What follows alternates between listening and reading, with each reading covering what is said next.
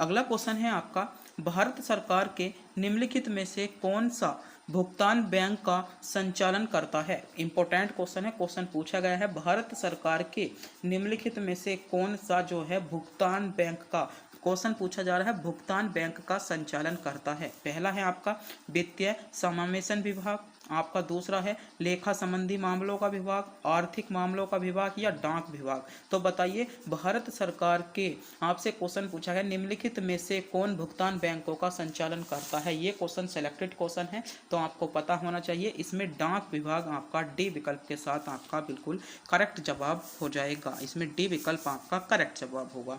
कई बार आपसे बैंकों की स्थापना पूछ ली जाती है कि कौन सी बैंक की स्थापना कैसे कब हुई थी, जैसे आरबीआई की स्थापना कब हुई, एसबीआई की स्थापना कब हुई, पंजाब नेशनल बैंक की स्थापना कब हुई। इस प्रकार के क्वेश्चन आपको आपके एग्जाम में देखने को मिल जाते हैं। तो आपको क्या है कुछ बैंकों की स्थापना के बारे में भी पता होना चाहिए। जैसे पहली बैंक की बात करें तो bank of Hindustan, bank of Hindustan जो है भारत की सबसे पहली बैंक है और इसकी स्थापना आपकी 1700 कब की गई थी, 1770 में इसकी स्थापना की गई थी। दूसरी बैंक है आपकी बैंक ऑफ कलकत्ता, तो बैंक ऑफ कलकत्ता की स्थापना आपकी 2 जून आपकी 1806 में की गई थी। किसकी, बैंक ऑफ कलकत्ता की स्थापना आपकी 1806 में की गई थी। अगर पूछ ली जाए बड़ौदा की, तो बड़ौदा की स्थापना आपकी 1808 में की गई थी। कब की गई थी, 1808 में की गई थी। बात करते हैं इंपीरियल बैंक ऑफ इंडिया, तो इंपीरियल बैंक ऑफ इंडिया की स्थापना आपकी जो की गई थी आपकी 27 जनवरी 1900 आपकी कब की गई थी, 1921 में आपकी। इसमें आपका सही जवाब हो जाएगा किसकी स्थापना की गई थी, इंपीरियल बैंक की थी। और इसी अगला क्वेश्चन है आपका भारतीय स्टेट बैंक से संबंधित, तो ये बहुत ज़्यादा पूछी जाती है। तो भारतीय स्टेट बैंक की स्थापना 1 जुलाई 1955 में की गई। वहीं पर बात करते हैं भारतीय रिजर्व बैंक यानी आरबीआई की, तो आरबीआई की स्थापना आपकी 1 अप्रैल 1935 में आपकी आरबीआई की स्थापना की थी। और सेंट्रल बैंक ऑफ इंडिया की स्थापना आपकी 1911 में की गई थी। तो ये कुछ महत्वपूर्ण बैंकें थी जहां से संबंधित आपको अक्सर इनकी स्थापना से रिलेटिव आपको क्वेश्चन आपके एग्जाम में पूछा जाता है। तो आपकी इनके स्थापना के बारे में पता होना चाहिए, क्योंकि ये टॉपिक भी आपका एग्जाम की दृष्टि से महत्वपूर्ण टॉपिक बन जाता है। अगला देखते हैं। अगला क्वेश्चन है आपका, उत्तर प्रदेश के बाद किस राज्य में लोकसभा सीटों की संख्या सबसे अधिक है। बताइए क्या आंध्र प्रदेश, महाराष्ट्र, बिहार और तमिलनाडु। तो क्वेश्चन पूछा गया है आपसे कि उत्तर प्रदेश के बाद, तो उत्तर प्रदेश के बाद जो है मेरे प्यारे साथियों, इसमें क्वेश्चन पूछा गया है लोकसभा सीटों की संख्या सबसे अधिक है। तो लोकसभा सीटों की संख्या जो सबसे अधिक है कौन से राज्य की है, आपका इसमें सही जवाब होगा महाराष्ट्र की। महाराष्ट्र की जो है आपकी सबसे अधिक हो जाएगी। उत्तर प्रदेश में लोकसभा की सीटें कितनी हैं, तो उत्तर प्रदेश में लोकसभा की सीटें आपकी 80 हैं। वहीं महाराष्ट्र में आपकी 48 सीटें हैं। कितनी सीटें हैं, 48 सीटें हैं। उसके बाद आपका तमिलनाडु आता है जिसमें 42 सीट हैं। और उसके बाद आपका कौन सा आता है, आपका बिहार और आपका पश्चिम बंगाल में आपकी 40-40 सीटें हो जाती हैं। तो क्वेश्चन बन सकता है जैसे अब बना था उत्तर प्रदेश के बाद। आपसे पहले जो पूछा जाता क्वेश्चन पूछा जाता था कि सबसे ज़्यादा लोकसभा सीटें कहाँ पर हैं, तो आप उत्तर प्रदेश लगाई जाते थे। मगर अब आपसे क्वेश्चन थोड़ा सा डीप से क्वेश्चन पूछा जा रहा है, तो दूसरे नंबर का पूछ लिया गया है आपका महाराष्ट्र। इसमें बी विकल्प के साथ आपका करेक्ट जवाब हो जाएगा। आगे बढ़ते हैं। अगला क्वेश्चन है आपका, दादा साहेब फाल्के पुरस्कार पाने वाले प्रथम व्यक्ति का नाम बताइए। बताइए पहला है आपका देविका रानी, दूसरा है आपका नरसिंह रेड्डी, पंकज मलिक या पृथ्वीराज कपूर। बताइए दादा साहेब फाल्के पुरस्कार क्वेश्चन पूछा जा रहा है, दादा साहेब फाल्के पुरस्कार पाने वाले प्रथम व्यक्ति का नाम तो कौन थे, आपकी देविका रानी जो थी इन्होंने सबसे पहले प्राप्त किया था। आपको पता होना चाहिए। ए विकल्प जिन बच्चों ने चुना है बिल्कुल सही चुना है। ए विकल्प आपका करेक्ट जवाब हो जाएगा। अगला क्वेश्चन देखते हैं। अगला क्वेश्चन है, स्वतंत्रता के भारत के पहले उप प्रधानमंत्री कौन हुए। जो आपके स्वतंत्रता के बाद भारत के पहले उप प्रधानमंत्री पूछा गया है, तो पहले उप प्रधानमंत्री जो हुए थे स्वतंत्रता के बाद वे हुए थे आपके सरदार वल्लभ भाई पटेल। कौन हुए थे, सरदार वल्लभ भाई पटेल हुए थे। यानी ए विकल्प इसमें आपका करेक्ट जवाब होगा। कई बार जो क्वेश्चन पूछा जाता है वह आपका प्रधानमंत्री का क्रम आपसे पूछ लिया जाता है। जैसे 5 विकल्प आपको दिए जाएंगे, ए विकल्प दे दिया जाएगा, बी और सी आपसे पूछ लिया जाएगा, इनको क्रम के अनुसार लगाइए।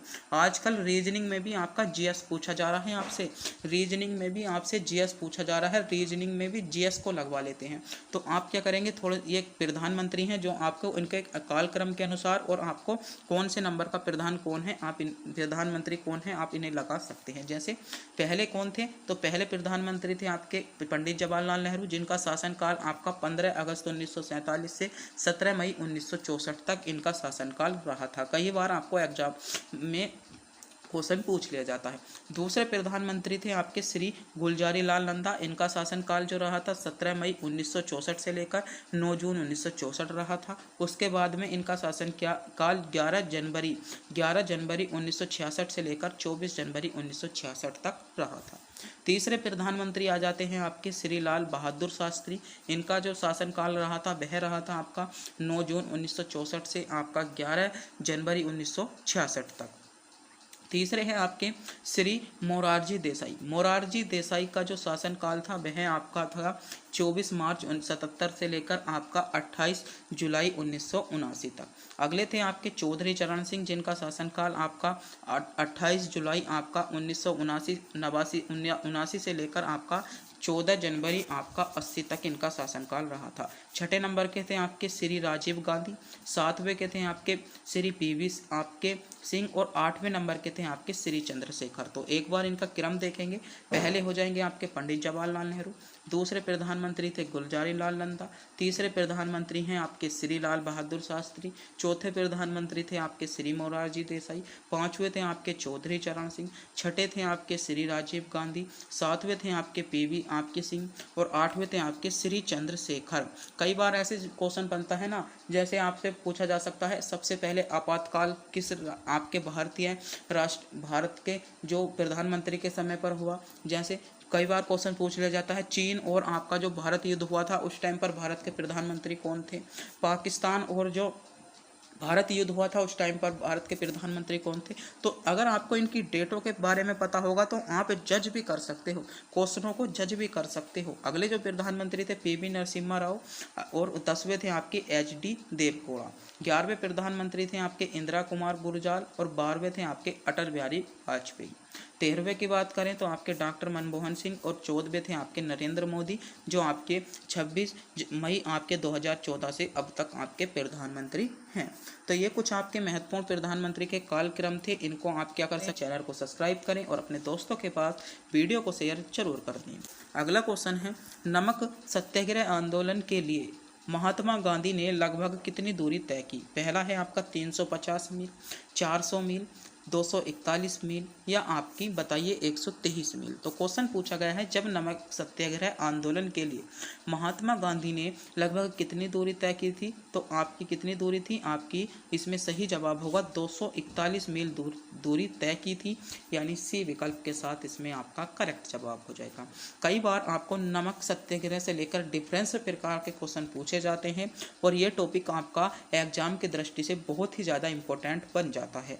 अगर आप किसी भी एग्जाम की तैयारी कर रहे हो यहाँ से एक क्वेश्चन तो आपसे पूछा जाता ही है और ये टॉपिक इम्पोर्टेंट भी होता है। तो कुछ महत्वपूर्ण फैक्ट के बारे में पता करते हैं। जैसे नमक सत्याग्रह जो आंदोलन था इस जो कब से कब तक चला था, तो इसकी शुरुआत हुई थी आपकी 12 मार्च आपकी 1930 में इसकी शुरुआत हुई थी और 6 अप्रैल 1930 तक यह चला था। बात करते हैं कहाँ से शुरुआत हुई थी, तो 12 मार्च को साबरमती आश्रम से इसकी शुरुआत हुई थी। गांधी जी के साथ कितने अनुयायी थे, तो 78 अनुयायी थे। अगर क्वेश्चन पूछा जाए गांधी जी सहित कितने अनुयायी थे, तो गांधी जी सहित आपके 79 अनुयायी थे। कितनी मील की यात्रा करी थी, तो आपकी 241 मील की यात्रा की थी। ब्रिटिश अधिकारियों ने लगभग आपके 60,000 से अधिक लोगों को इसमें गिरफ्तार भी किया था और जो गांधी जी गिरफ्तार हुए थे वह आपके इसमें गिरफ्तार हो चुके थे आपके 5 मई को गांधी जी को भी गिरफ्तार कर लिया गया था। सरोजिनी नायडू द्वारा 21 मई को बॉम्बे में लगभग 150 मील उत्तर में धरना किया था। किसने, सरोजिनी नायडू ने लगभग 150 मील उत्तर में, कहाँ से, बॉम्बे से लेकर 21 मई को धरना किया था। इस क्वेश्चन का अधिकांश बच्चों को पता नहीं होता क्योंकि यह क्वेश्चन अगर आपसे पूछ लिया जाएगा तो ये आपका बहुत ही ज़्यादा सेलेक्टेड क्वेश्चन हो जाएगा और इस क्वेश्चन को अधिकांश बच्चे गलत भी करवाएंगे। और जो सरोजिनी नायडू के साथ नेतृत्व किया था वह आपका 2500 लोगों ने नेतृत्व किया था और आपकी गांधी जी को जनवरी 1931 में जेल से रिहा कराया गया था। इस आंदोलन में कब आपका 5 मई 1930 को तो क्या कर लिया था, इस आंदोलन में आपका गांधी जी को गिरफ्तार कर लिया था और रिहा कब किया था, तो 1931 में आपका रिहा कर दिया था। तो ये कुछ महत्वपूर्ण फैक्ट थे जहाँ से संबंधित आपको क्वेश्चन देखने को मिल सकता है आपके एग्जाम में, तो इनके बारे में भी आपको पता होना चाहिए। अगला क्वेश्चन है, भारत में संविधान सभा के चुनाव में हुए थे, तो भारत में जो संविधान सभा के चुनाव थे वे आपके कब हुए थे, ये क्वेश्चन आपसे पूछा गया है। तो जनवरी 1945, अगस्त 1945, नवंबर 1946 या जुलाई 1946। तो मेरे प्यारे साथी, जो भारतीय संविधान में चुनाव हुए थे वे आपके कब हुए थे, तो जुलाई आपके 1946 में हुए थे। डी विकल्प इसमें आपका करेक्ट जवाब हो जाएगा। बात करते हैं भारतीय संविधान से रिलेटेड कुछ महत्वपूर्ण फैक्ट के बारे में। तो जैसे भारतीय संविधान जो है सबसे लंबा लिखित संविधान है, आपको पता होना चाहिए। अगर क्वेश्चन बनता है आपसे कि सबसे बड़ा और लिखित संविधान किसका है, तो भारतीय संविधान है। 26 नवंबर 1949 को संविधान सभा ने अपनाया था। संविधान को कब अपनाया गया था, तो 26 नवंबर 1949 को अपनाया था। ये क्वेश्चन भी आपसे पूछा जाता है। सब बात करते हैं, क्वेश्चन पूछा जाए संविधान लागू कब हुआ था, तो संविधान आपका 26 जनवरी 1950 को लागू हुआ था। उस टाइम पर आपके कितने आर्टिकल थे, तो पहले आपके आर्टिकल थे 395 और 8 अनुसूचियाँ थी। उसके बाद आपकी 12 अनुसूचियाँ कर दी गई थी। आपके 11 सत्र हुए थे और इसकी बैठक आपकी 167 दिनों तक इसकी संविधान की बैठक चली थी। बात करते हैं संविधान दिवस, तो ये क्वेश्चन आपका उत्तर प्रदेश पुलिस में क्वेश्चन पूछा गया था। संविधान दिवस कब बनाया जाता है, तो आपका 26 नवंबर को संविधान दिवस बनाया जाता है। संविधान की पांडुलिपि में कितने पेज हैं, तो ये पता होना चाहिए। जो संविधान की ओरिजिनल लिपि थी उसमें आपके 251 पेज हैं। और कितने शब्द थे, तो आपके जो शब्द थे 1,17,369 आपके 69 आपके शब्द थे। तो इनके बारे में भी आपको पता होना चाहिए। तो ये आपके जो थे संविधान के कुछ महत्वपूर्ण फैक्ट थे जहाँ से आपको अक्सर आपके एग्जाम में क्वेश्चन पूछा जाता है। 100% यहाँ से आपको किसी ना किसी एग्जाम में किसी ना किसी आपकी शिफ्ट में यहाँ से एक क्वेश्चन जरूर देखने को मिलेगा, क्योंकि ये आपके गोल्डन क्वेश्चन हो जाते हैं। आपको एग्जामिनर यहाँ से एक क्वेश्चन जरूर रखता है, आपको इतना आपको बारे में पता होना चाहिए। अगला क्वेश्चन देखते हैं। अगला क्वेश्चन है आपका, रॉकेट किसके संरक्षण के सिद्धांत पर कार्य करता है। जो आपका रॉकेट होता है वह आपका किस सिद्धांत पर कार्य करता है, ये क्वेश्चन आपसे पूछा गया है। तो रॉकेट जो होता है वह आपका संवेग के सिद्धांत पर कार्य करता है, आपको पता होना चाहिए। तो इसमें संवेग आपका विकल्प सी में आपको दिया गया है, यानी सी विकल्प इसमें आपका बिल्कुल करेक्ट जवाब भी हो जाता है। आगे बढ़ते हैं। अगला क्वेश्चन है, निम्नलिखित में से कौन सा सही सुमेलित नहीं है। तो इनमें से आपको बताना होगा। इनमें आपको 4 विकल्प दिए हैं, चारों विकल्पों को पढ़िएगा, सोचिएगा, समझिएगा और बताइएगा कि आपका इनमें से कौन सुमेलित नहीं है। बताइएगा जल्दी से जल्दी, कमेंट बॉक्स में इस क्वेश्चन का जवाब बताएं मेरे प्यारे साथियों, क्योंकि आपको एग्जाम में तो आपको ही जाना है, मेरे को तो जाना नहीं। तो आप ही क्या करेंगे, एग्जाम में चुनेंगे। अगर ये क्वेश्चन आपसे सीधे आपके एग्जाम में पूछ लिया जाता तो आप इनमें से कौन से विकल्प को चुनते, जल्दी से जल्दी बताएं, इनमें से आप कौन से विकल्प को चुनते। तो जो बच्चे विकल्प सी को चुनते हैं वे बिल्कुल सही चुनते। सी विकल्प आपका सम्मिलित नहीं है, क्योंकि जो टेलीफोन की स्थापना की थी वह आपकी अलेक्जेंडर आपका ग्राहम बेल ने की थी। किसने, अलेक्जेंडर, आपको पता होना चाहिए, Alexander Graham Bell. Alexander Graham Bell ने आपके टेलीफोन की स्थापना की थी। कब की थी, आपकी 1876 में आपकी स्थापना की थी। तो आपको इसका बारे में पता होना चाहिए। अगर मैं इस विकल्प को चुनता तो विकल्प सी को चुनता। सी विकल्प का जवाब जिन बच्चों का था वो बिल्कुल करेक्ट जवाब था। अगला क्वेश्चन देखते हैं। अगला क्वेश्चन है, लेंस की क्षमता का एसआई मात्रक क्या कहलाता है। ये भी क्वेश्चन आपको अक्सर आपके एग्जाम में देखने को मिल जाता है। और जो एनटीपीसी का एग्जाम हुआ था आपका 2021 में, उसमें भी ये क्वेश्चन पूछा गया था कि लेंस की क्षमता का एसआई मात्रक क्या कहलाता है। तो मेरे प्यारे साथियों, जो लेंस की क्षमता का एसआई मात्रक होता है वह आपका डायोप्टर कहलाता है, यानी इसमें सी विकल्प आपका बिल्कुल करेक्ट जवाब होगा। बात करते हैं कुछ आपके भौतिक राशि एवं उनके एसआई मात्रक के बारे में, जहां से आपको क्वेश्चन देखने को मिल सकते हैं। जैसे कई बार पूछ लिया जाता है दाब का एसआई मात्रक क्या होता है, तो दाब का एसआई मात्रक आपका पास्कल होता है। कई बार पूछ लिया जाता है ऊर्जा का एसआई मात्रक, तो ऊर्जा का अगर पूछा जाए तो ऊर्जा का एसआई मात्रक आपका जूल होता है। आवृत्ति का एसआई मात्रक आपका हर्ट्ज होता है। मेरे प्यारे साथियों, जो भी मैं टॉपिक दे रहा हूँ उसके सभी पूरा एनालिसिस करा रहा हूँ, तो आपको क्या है हाथों हाथ आपको ये क्वेश्चन 50 नहीं लगभग 250 क्वेश्चन रिवीजन हो रहे हैं। 50 क्वेश्चनों के साथ लगभग आप 250 क्वेश्चनों का रिवीजन कर पा रहे हो, क्योंकि आपको जो है बार बार क्वेश्चन आपके सामने नहीं आएगा, और इस प्रकार से अगर आप पढ़ोगे तो आपके सामने छवि भी बनेगी और आपको याद भी होगा। तो आपको क्या करना है, ऐसी ही वीडियो को देखना होगा। अगला क्वेश्चन है आपका चुंबकीय प्रेरण, तो आपका इसका मात्रक आपका गाउस होता है। बात करते हैं ठोस कोण के एसआई मात्रक की, तो आपका स्टेरेडियन होता है। ये भी कई बार आपसे एग्जाम में पूछ लिया जाता है। खगोलीय दूरी की बात करें तो इसका मात्रक आपका प्रकाश वर्ष होता है। संवेग और आवेग की बात करें तो संवेग और आवेग दोनों का मात्रक आपका न्यूटन सेकंड होता है। वहीं वेग की बात करें तो मीटर प्रति सेकंड होता है। दोनों में अंतर है, संवेग में, आवेग में और वेग में, तीनों में इनमें अंतर है। संवेग और आवेग का मात्रक आपका न्यूटन सेकंड होता है, और वेग का मात्रक अगर चाल का पूछ लिया जाए तो मीटर प्रति सेकंड होता है। विद्युत धारा का तो बहुत ज़्यादा एग्जाम में पूछा जाता है, आपका एम्पियर होता है।